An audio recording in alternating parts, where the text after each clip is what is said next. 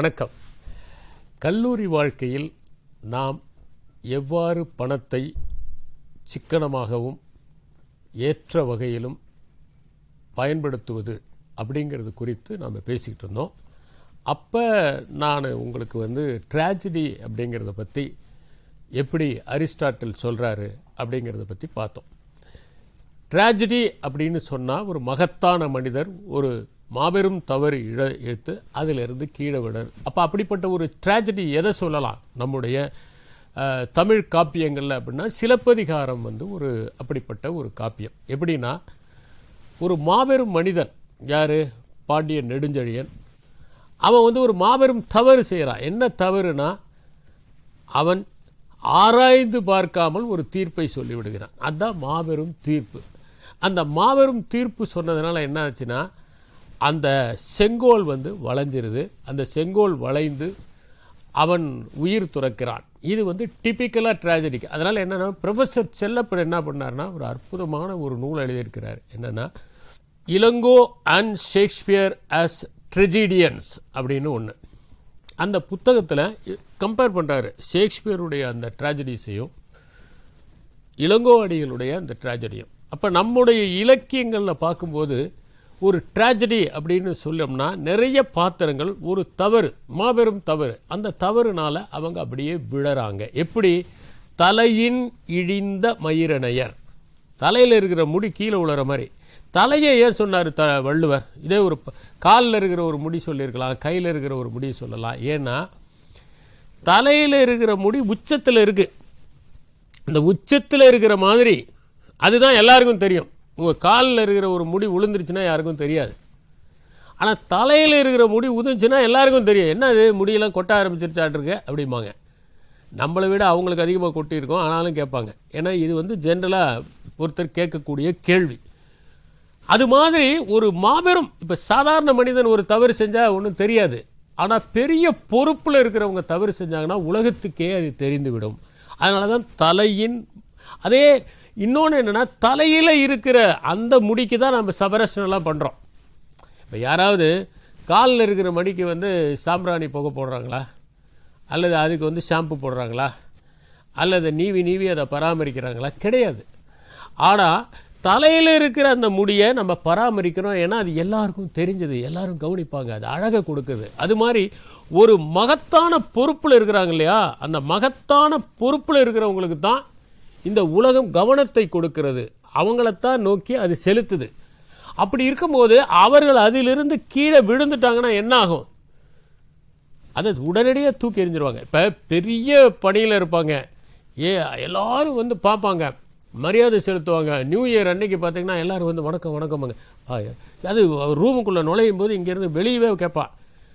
ஏன்னா அந்த ஓய ஒருத்தர் இருப்பார், அவர்கிட்ட தனியாக கூப்பிட்டு, ஐயா நல்ல மூடில் இருக்கிறாரா அப்படிம்பாங்க.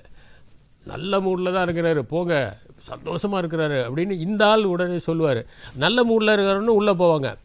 காலையிலேருந்துங்க கண்ணா பின்னான்னு கத்திக்கின்னு இருக்காரு. நீங்கள் வேறு தண்ணியை கொண்டு வச்சா கூட திட்டுறாரு. தண்ணி இல்லாததுக்கு நான் என்ன, நல்லா இல்லைன்னா நான் என்னங்க பண்ண முடியும் அப்படின்னு, டீ நல்லா இல்லைன்னு திட்டுறாருங்க அப்படின்னு சொல்லி அந்த ஓயை சொன்னார்னா, சரி நல்ல மூடுக்கு வந்த பிறகு சொல்லு அப்படின்ட்டு போவாங்க. அதே மனுஷன் ஒரு எம்பசல்மெண்ட் கேஸ்லேயோ அல்லது ஒரு ட்ராப் கேஸ்லேயோ மாட்டிக்கிட்டா அதுக்கப்புறம் பார்த்தீங்கன்னா யாருமே அந்த வீட்டு பக்கம் போக மாட்டாங்க, ஒரு பயல் போக மாட்டாங்க, ஃபோனில் கூட பேச மாட்டாங்க. எங்கே நம்ம ஃபோனை டேப் பண்ணிடுவாங்களோ, நாமளும் மாட்டிக்குவோமோ அப்படின்னு யாருமே அந்த பக்கம் போகவே மாட்டாங்க. இதுதான் உலக இயல்பு. இதை தான் அவர் அரிஸ்டாட்டில் பொயட்டிக்ஸில் சொல்கிறார். எதுக்கு பொயட்டிக்ஸை பற்றி சொன்னேன்னா, அரிஸ்டாட்டில் ஒரு பாலிமேத் அப்படிங்கிறதுக்காக சாலி ஃபார் தி டயக்ரஷன், இந்த ஷெல்லி தான் இன் டிஃபென்ஸ் ஆஃப் பொயட்ரி அப்படின்னு சொல்லி ஒரு அற்புதமான ஒரு கட்டுரை எழுதியிருப்பார். அதில் அவர் கவிதையை பற்றி நிறையா சொல்லிக்கிட்டே வருவார். அப்படி சொல்லிக்கிட்டே வரும்போது எனக்கு அதை படிக்கும்போது அந்த இவருடைய அந்த டிஃபென்ஸ் ஆஃப் பொயட்ரியை படிக்கும்போது எனக்கு பிலிப் சிட்னி அவர் அப்பாலஜி ஃபார் பொயட்ரி அப்படின்னு சொல்லிட்டு ஒரு அற்புதமான நூல் எழுதியிருப்பார். ஸ்டீஃபன் காசன் அப்படிங்கிறவர் கவிதையே தேவையில்லை, ஏன்னா பிளாட்டோ தன்னுடைய ரிப்பப்ளிக்கில் கவிஞர்களே நாங்கள் அலோவ் பண்ண மாட்டோம், கவிதை பொய் அப்படிங்கிறாரு. அதனால் கவிதைங்கிறதே ஒரு பொய், கவிஞர்கள் தேவையில்லை அப்படிங்கிறாரு ஸ்டீஃபன் காசன்.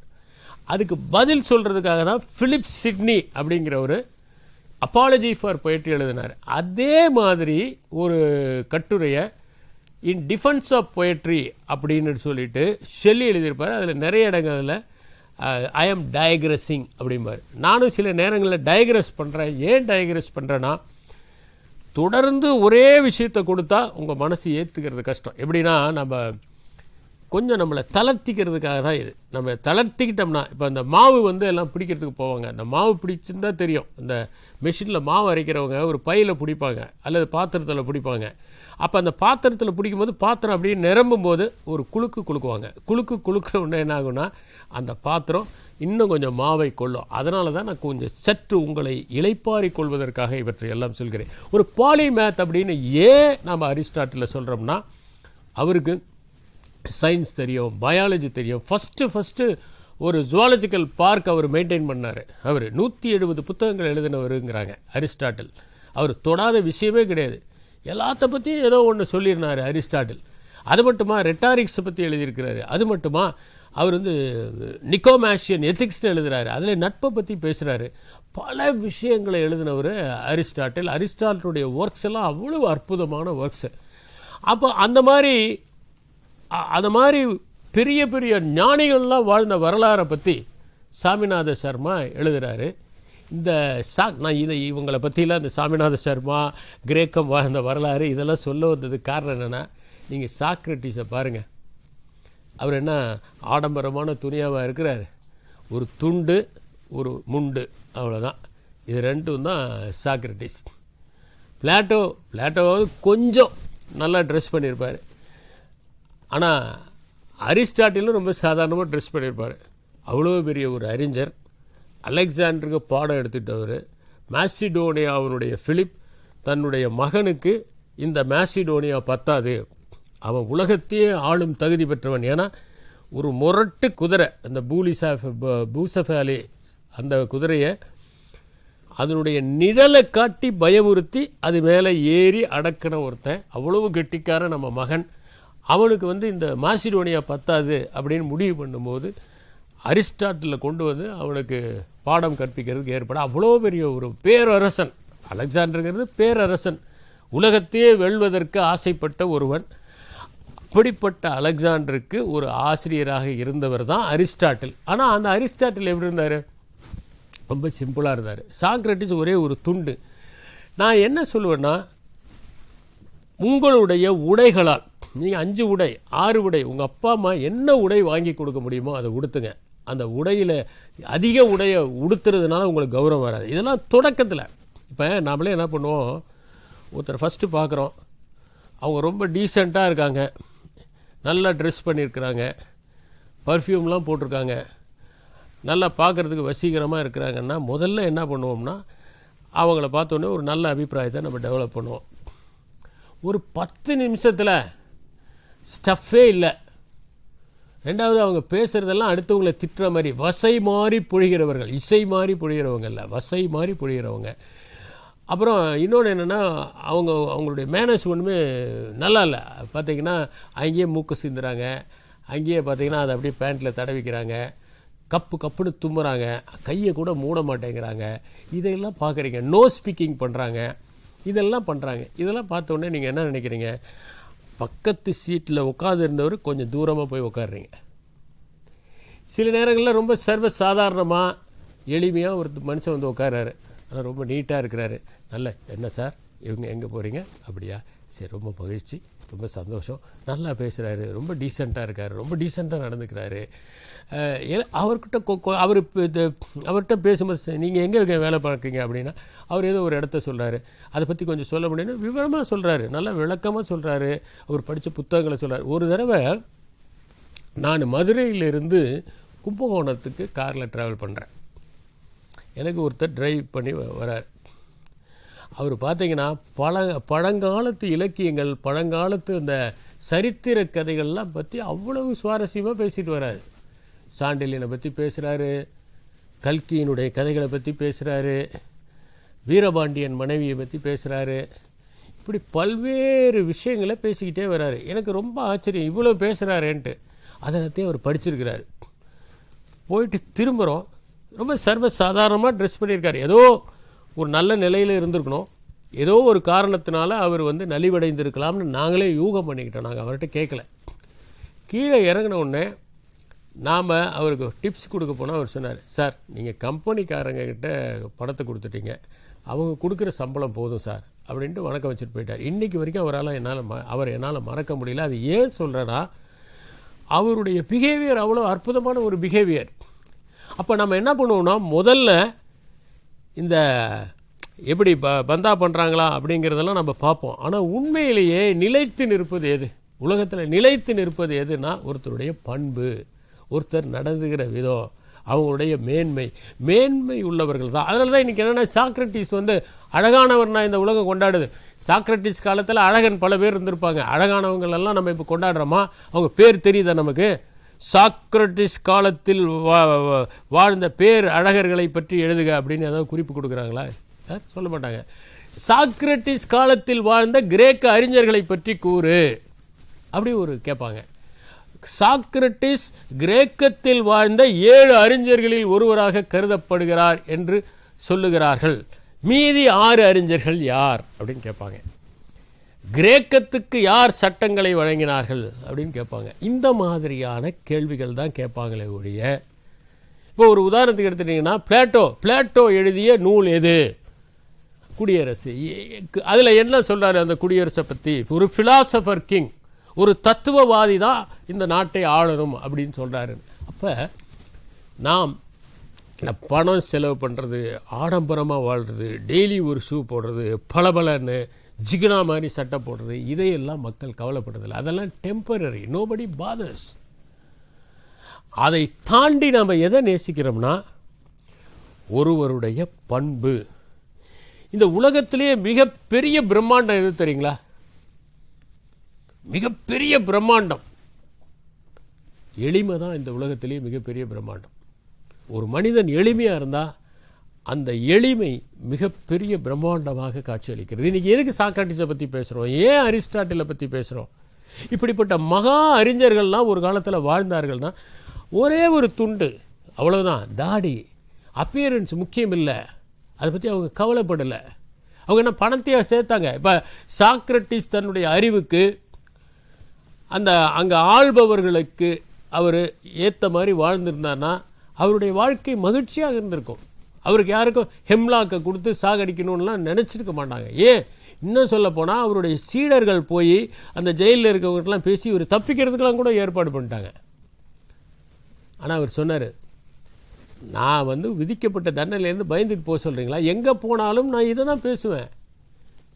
ஏன்னா உண்மையை தான் நான் பேசுவேன், நான் வேறு பேச முடியாது என்னால். அதனால் இந்த தண்டனையை நான் ஏற்றுக்கிறேன் அப்படின்னு சொன்னார். கடைசியாக அவர் சொன்னது என்னென்னா, ஒரு கோழி அவங்ககிட்ட வாங்கியிருக்கேன், அது திருப்பி கொடுத்துரு. ஒரு சேவல், காக்ரல் ஒன்று வாங்கியிருக்கேன், அது திருப்பி கொடுத்துரு. இதுதான் சாக்ரட்டிஸ் சொன்ன கடைசியான வார்த்தை. ஒருவேளை சாக்ரட்டிஸ் தப்பிச்சு போயிருந்தாருன்னா இன்றைக்கி சாக்ரட்டிஸை பற்றி பேசியிருப்போமா? அப்போ ஒரு கொள்கை, ஒரு நோக்கம், ஒரு வாய்மைக்காக வாழ்ந்த ஒரு மகத்தான வாழ்வு, இதெல்லாம் தான் நம்ம பேசுகிறோம். இப்போ நான் உங்களுக்கு தெளிவாக சொல்கிறேன், 5 ட்ரெஸ் இருந்தாலும் கவலைப்படாதீங்க, அது நீட்டாக உடுத்துங்க, தப்பு கிடையாது. நிறையா ட்ரெஸ் வச்சுக்கிட்டு இருந்தால் தான் நம்மளுக்கு மரியாதைலாம் நினைக்காதீங்க. எப்போவுமே கல்லூரியில் 3 விதமான மாணவர்கள் இருப்பாங்க. ஒன்று வந்து பகட்டு மாணவர்கள், இன்னொன்று வந்து ஊதாரி மாணவர்கள், 3வது வந்து பொறுப்பான மாணவர்கள். இந்த பகட்டு மாணவர்கள் என்னன்னா, அவன் காலேஜுக்கு வர்றது ஒரு பொழுதுபோக்குக்காக வருவான். வீட்டில் அனுப்பிச்சிருவாங்க, நீ ஒரு டிகிரியாவது படி, வீட்லேயே சொத்து இருக்கும் நிறையா, ஏப்பா நீ ஒரு டிகிரி படித்தா தான் ஒரு பொண்ணை அதுக்கேற்ற மாதிரி கல்யாணம் பண்ண முடியும், நீ அதுக்கப்புறம் இந்த சொத்தை தான் பார்த்துக்க போகிற, சும்மா காலேஜ் போவான்னு. அவன் வந்து ஒவ்வொரு நாளைக்கு ஒரு காரில் வருவான், இன்னொரு நாள் ஒரு நாள் பைக்கில் வருவான், ஒவ்வொரு நாள் விதவிதமாக ட்ரெஸ் பண்ணுவான், அவன் 500 ரூபாய் நோட்டு கட்டை வச்சுக்கிட்டு செலவு பண்ணுவான். இதுதான் இப்போ புது ஜென்ரேஷன் செல்ஃபோனுன்னு மாற்றுவான். நீங்கள் வந்து அதெல்லாம் பார்த்துட்டு நாமளும் அப்படி இருக்கணும்னு நினைக்காதீங்க. இந்த விரலுக்கு தகுந்த வீக்கம் வேணும் அப்படின்னு சொல்கிறாங்க. இந்த விரலுக்கு தகுந்த வீக்கம்னா என்னன்னு அர்த்தம் தெரியுமா? அதுக்கு ஒரு கதை சொல்லுவாங்க. என்னென்னா, ஒருத்தனுக்கு கல்யாணம் ஆக போகுது. கல்யாணம் ஆகிற டைமில் அந்த மாப்பிள்ளை வீடு பொண்ணு வீடு என்ன சொல்லியிருக்கிறாங்க, மாப்பிள்ளைக்கு நாங்கள் வந்து ஒரு மோதிரம் போடுறோம், அப்படின்னு சொல்லியிருக்காங்க. உடனே இந்த மாப்பிள்ளை என்ன பண்ணியிருக்கான், நம்ம விரல் ரொம்ப சின்னதாக இருக்குது, கொஞ்சம் பெருசானா நல்ல பெரிய மோதிரம் நிறைய தங்கம் கிடைக்கும் அப்படின்ட்டு அவன் என்ன பண்ணியிருக்கான், அந்த விரலை வீங்க வச்சுக்கிட்டானான். பெருசாக வீங்கிடுச்சு. இப்போ விரல் வீங்கினா எவ்வளோ வீங்கணுமோ அவ்வளோதானே வீங்கணும். ஆனால் ரொம்ப பெருசாக வீங்கிடுச்சு. கட்டை விரலை விட பெருசாக மோதிர விரல் வீசி. இதுக்கு விரலை பற்றி ஒரு தத்துவம் இருக்குது. என்னென்னா, இந்த விரல் அப்படின்னு எடுத்துட்டோம்னா என்ன சொல்கிறாங்கன்னா, நம்ம கைகள்லையே ரொம்ப வீக்கான விரல் எது தெரியுங்களா, இதுதான். இந்த மோதிரம் போடுறவன் இந்த விரல் தான். அதனால் இந்த வீக்கானவங்களுக்கு தான் இந்த ஆபரணம்லாம் தேவைப்படுது, ஸ்ட்ராங்கானவங்களுக்கு ஆபரணம் தேவைப்படுறதில்லை. அதனால் இருக்கிறதுலே வீக்கு இது தான். இது இருக்கிறது ஸ்ட்ராங்கு இது தான். நான் ஏற்கனவே சொல்லியிருக்கேன், அப்போசிங் தம்பை பற்றி உங்களுக்கு சொல்லியிருக்கேன்.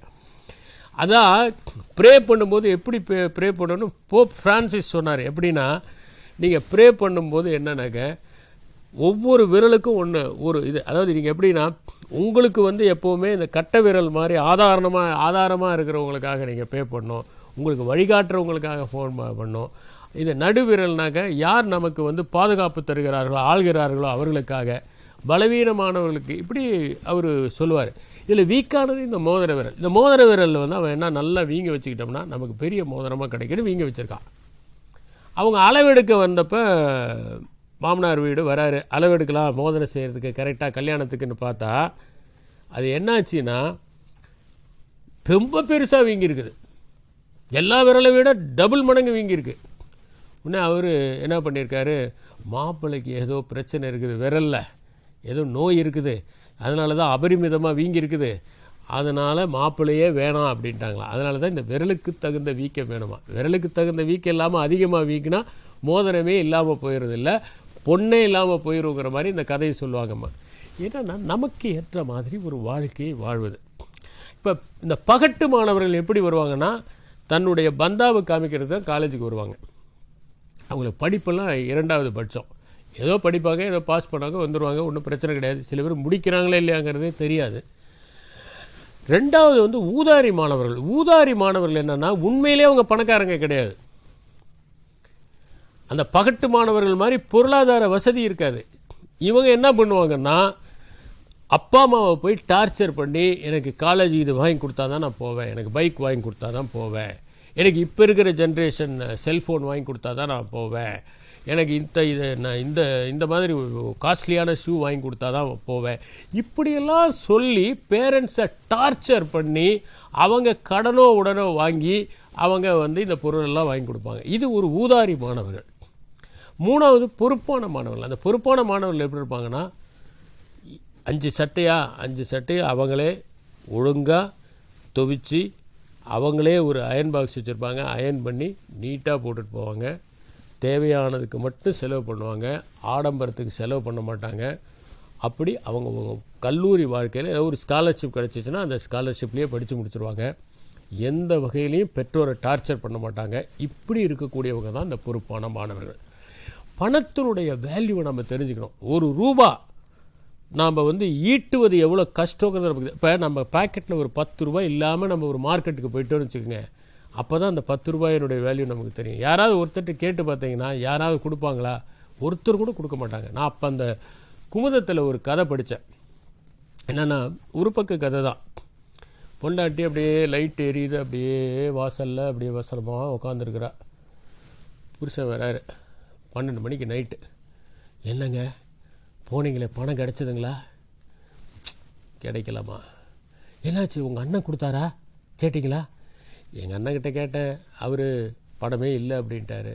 உங்கள் தம்பிக்கிட்ட? அவர் நேற்று வந்துருக்கூடாதா, இப்போ தான் கொடுத்தேன் அப்படின்ட்டாரு. சரி, எங்கள் அக்கா கிட்ட கேட்டிங்களா? உங்கள் அக்கா கிட்ட போய் கேட்டேன், எங்ககிட்ட எங்கெங்கே பணம் இருக்குது அப்படின்னு சொல்லிவிட்டாங்க. என் தங்கச்சிக்கிட்ட போய் கேட்டிங்களா? தங்கச்சி தம்பி 2 பேர்கிட்டையும் கேட்டேன். அவங்களாம் என்ன சொன்னாங்கன்னா, நாங்களே கஷ்டப்பட்டுக்கிட்டு இருக்கிறோம் பசங்களை படிக்க வைக்கிறதுக்கு, நாங்கள் எங்கே பணத்தை கொடுக்கறதுன்னு சொல்லிவிட்டாங்க. ஒருத்தர் கூட கொடுக்கலையா? ஒருத்தர் கூட கொடுக்கல. சரிங்க, இனிமேல் நம்ம தைரியமாக லாட்ரி சீட்டில் நமக்கு 10 லட்சம் விழுந்ததை எல்லாருக்கும் சொல்லலாங்க அப்படின்னு சொல்லி. ஏன்னா இனிமேல் அவங்க கேட்க முடியாது, இல்லை இவங்ககிட்ட கடனை கேட்க முடியாது பாருங்க. அதனாலன்னு ஒரு கதை வரும். அப்போ நமக்கு ஒரு பைசா வேணும்னா அந்த பைசாவை கொடுக்கறதுக்கு யாருமே தயாராக இருக்க மாட்டாங்க. பணம்ங்கிறது அவ்வளோ வேல்யூபிள்ங்கிறது தெரியணும். வேல்யூ ஃபார் த மணி தெரியணும். எந்த ஒரு பொருளுக்கும் இன்றைக்கி வேல்யூ. ஒரு சொட்டு தண்ணீர் கூட இன்றைக்கி வேல்யூ வாய்ந்தது. ஆனால் அந்த வேல்யூ நம்ம இது நாள் வரைக்கும் உணராமல் இருந்தோம். வாங்கி குடிக்கும் போது தான் அதை உணர்றோம். அதுக்கு முதல்ல தண்ணீருடைய அருமை நமக்கு தெரியல. நம்மளுடைய பழமொழியே தவறு. பணத்தை தண்ணீர் மாதிரி செலவழிக்கிறான் கிடையாது. தண்ணீரை பணம் மாதிரி செலவழிக்கணும். அதுதான் நியாயமான நெறி. நான் சின்ன வயசில் 2 கதை படித்தேன் உழைப்பை பற்றி. ஒரு பையன் செம ஊதாரி. அவன் என்ன பண்ணுவானாக்க அப்பா சேர்த்து வச்ச சொத்தெல்லாம் இஷ்டத்துக்கு செலவு பண்ணான். நான் சொன்னேன் இல்லையா, இந்த ஊதாரின்னு 2வது கேட்டகரி. ஒரு கட்டத்தில் என்னாச்சா, அப்பா செத்து போயிட்டார். இந்த பையன் என்ன பண்ணான், எல்லா சொத்தையும் செலவு பண்ணிவிட்டு கையில் காசே இல்லை, இனிமேல் சாப்பிட்றது கூட காசு இல்லை. என்ன பண்ணுறான், போய் ஒரு இடத்துல வேலை செய்கிறான். காலுக்கு செருப்பு கூட இல்லை, எல்லாம் அந்து போயிது. போய் ஒரு நல்ல செருப்பு வாங்கிட்டு நடந்து வரான். வந்தால் அது ஒரு சேத்துல கொஞ்சம் பட்டுருது. ஒரு கல்லில் உட்காந்து அவனுடைய பீதாம்பரம், அது பட்டு பீதாம்பரம், அதை எடுத்து அந்த செருப்பை துடைக்கிறான். அந்த வழியாக ஒருத்தர் வராரு. யோ, அறிவு இருக்காயா, பட்டு பீதாம்பரத்தில் போய் செருப்பை நீ துடைக்கிற? உங்களுக்கு தெரியாதுங்க, பீதாம்பரம் எங்கள் அப்பாவுடைய உழைப்பில் வாங்கினது, செருப்பு என் உழைப்பில் வாங்கினது, அதனால் என் உழைப்பில் வாங்கினதுடைய அருமை தானே எனக்கு தெரியும் அப்படின்னு அவன் சொன்னான்னு சொல்லி ஒரு இது உண்டு. இன்னொரு கதை, அதுவும் ரொம்ப நுட்பமான கதை. என்னென்னா, ஒரு பையன் ரொம்ப ஊதாரியாக இருக்கான். அவங்க அப்பா பெரிய செல்வந்தர். இவனை எப்படியாவது திருத்தணும்னு பார்க்குறாரு. அதனால் என்ன பண்ணுறாருன்னா, நேராக ஒரு ஃப்ரெண்டு வீட்டுக்கு அனுப்பிச்சு இவனுக்கு 1 வருஷம் வச்சுருந்து நல்லா உழைப்பை சொல்லிக் கொடுங்க அப்படின்னு. அவர் ஃப்ரெண்டு என்ன பண்ணுறாரு, இவ்வளோ பெரிய பணக்காரரு, நம்மளை மாதிரி 10 மடங்கு பணக்காரரு, அவர் பையனை அனுப்பிச்சிருக்காரு. ஒருவேளை நம்ம இவனை எப்படி நல்லா நடத்துகிறோன்னு பார்க்குறாரு. அதனால் நல்லா நடத்துவோன்னு சொல்லிட்டு அந்த பையனுக்கு வேலைக்கு சாப்பாடு, நல்ல ட்ரெஸ்ஸு, ஊரை சுற்றுறதுக்கு எல்லாம் பணம்லாம் வசதியெல்லாம் பார்த்து அவன் ரொம்ப நல்லா கேளிக்கையாக சந்தோஷமாக இருக்கிறான், மகிழ்ச்சியாக இருக்கிறான். அவன் 1 வருஷம் ஆனவுடனே ஒரு தங்க காசை கொடுத்து, இதுதான் உங்கள் கூலின்னு போய் உங்கள் அப்பாட்ட கொடுத்துருங்கன்ட்டு. நேராக அந்த பையன் போகிறான். போயிட்டு அப்பா கிட்ட அந்த தங்க காசை கொடுக்குறான். அவர் என்ன பண்ணுறாரு, அதை வாங்கி தூக்கி எறிகிறாரு. இவன் அமைதியாக இருந்துடுறான். இன்னும் இன்னொரு இடத்துல போய் சேர்த்துறாரு. அந்த இடத்துல சேர்த்துனோடனே என்ன ஆகுதுன்னா, அந்த இடத்துல இருக்கிறவரும் இதே மாதிரி பெரிய பணக்காரருடைய பையன் நம்ம நல்லா நடத்தணும் அப்படின்ட்டு ரொம்ப நல்லா நடத்துகிறாரு. வேலைக்கு சாப்பாடு, சொகுசு எல்லாம். அவரும் போகும்போது ஒரு தங்க காசு கொடுத்துருப்புறாரு. அந்த தங்க காசு வந்தோடனே அப்பா தூக்கி எறிகிறாரு. இவன் அமைதியாக இருக்கிறான். அப்பாவுக்கு என்ன பண்ணுறாரு, இந்த முறை ஒரு சின்ன தனக்கு தெரியாத ஒரு பண்ணையில் கொண்டு போய் விட்டு 1 வருஷம் இவனை வச்சு நல்லா வேலை வாங்குங்க அப்படின்னு சொல்லிட்டு வந்துடுறாரு. அந்த ஆள் செம வேலை வாங்குறாரு. காலையில் 6 மணிக்கு எழுதணும், போய் கழனியில் போய் தண்ணி பாய்ச்சணும், களை எடுக்கணும், அது இல்லாமல் மரத்தில் ஏறி தேங்காய் பறிக்கணும், எல்லாம் கற்றுக் கொடுக்குறாரு. எல்லாம் கடுமையான வேலை வாங்குறாரு. 1 வருஷம் ஆள் அப்படியே 5-6 கிலோ இறங்கிடுறான். முகம்லாம் கருத்து போயிடுது. அந்த எல்லாம் முடிஞ்ச உடனே ஒரு தங்க காசை கொடுத்து அனுப்புகிறார். அவன் வரான். வந்துட்டு அப்பா கிட்ட வந்து அந்த தங்க காசை கொடுக்குறான். அப்பா என்ன பண்ணுறாரு, அந்த காசை வாங்கி இப்படி எரிய போகிறாரு பாருங்க. டப்புன்னு கையை பிடிச்சான். இல்லைப்பா, உங்களுக்கு பைத்தியமாக பிடிச்சிருக்கு, நான் எவ்வளோ கஷ்டப்பட்டு இந்த ஒரு தங்க காசை சம்பாரிச்சிட்டு வந்திருக்கேன், நீங்கள் எரிய பார்க்குறீங்க. இப்போ தான் அப்பாவுக்கு புரிஞ்சது, உண்மையிலே உழைச்சிட்டு தான் இந்த தங்க காசை வாங்கிட்டு வந்திருக்கான்னு. சரி, இனிமேல் பொறுப்புகளை ஒப்படைக்கலாம் அப்படின்னு ஒப்படைச்சாரான். ஏன் சொல்கிறேன்னா, மார்க்கோ போலோ தன்னுடைய ட்ராவல்ஸில் எழுதியிருக்கிறார் அந்த காலத்தில் நகரத்தார்கள் எப்படி இருந்தாங்க அப்படின்னு. 13 வயசில் ஒரு தனியாக பிரித்து கொடுத்துருவாங்க. பிரித்து கொடுத்துட்டா போய் ஒரு கடையில் போய் வியாபாரம் செய்யணும். வியாபாரம் செஞ்சு அவன் வந்து கற்றுக்கிட்டு வரணும், கூலியால் வேலையை கற்றுக்கிட்டு வரணும். அதுக்கப்புறம் 7-8 வருஷம் கழித்து வந்த பிறகு கொஞ்சோண்டு முதல்ல கொடுத்து தனியாக ஒரு வியாபாரம் பண்ண சொல்லுவாங்க. அதுலேயும் சக்ஸஸ்ஃபுல்லானால் தான் பார்ட்னர்ஷிப்பாக சேர்த்துக்குவாங்கன்னு எழுதியிருக்கிறார். எதுக்காக இதை சொல்ல வரேன்னா, பணத்தினுடைய அருமை தெரிந்து யாரெல்லாம் கல்லூரி வாழ்க்கையில் அதை சிக்கனமாக பயன்படுத்துகிறார்களோ, தேவைக்கேற்ப பயன்படுத்துகிறார்களோ, அவர்கள்தான் பெற்றோருக்கு உதவி புரிகிறவர்கள். 1. 2வது, அது வாழ்நாள் முழுவதும் தொடரும். அவங்க எந்த காலத்திலையுமே எந்த விதமான பொருளாதார சிக்கல்லையும் மாட்டிக்க மாட்டாங்க. இதுவும் ஒரு வாழ்க்கை பாடம். இதில் பணத்தை இன்னும் எப்படி நாம் நேர்த்தியாக செலவழிப்பது, எதற்காக செலவழிப்பது என்பது குறித்து தொடர்ந்து சிந்திப்போம், தொடர்ந்து பேசுவோம். நன்றி, வணக்கம்.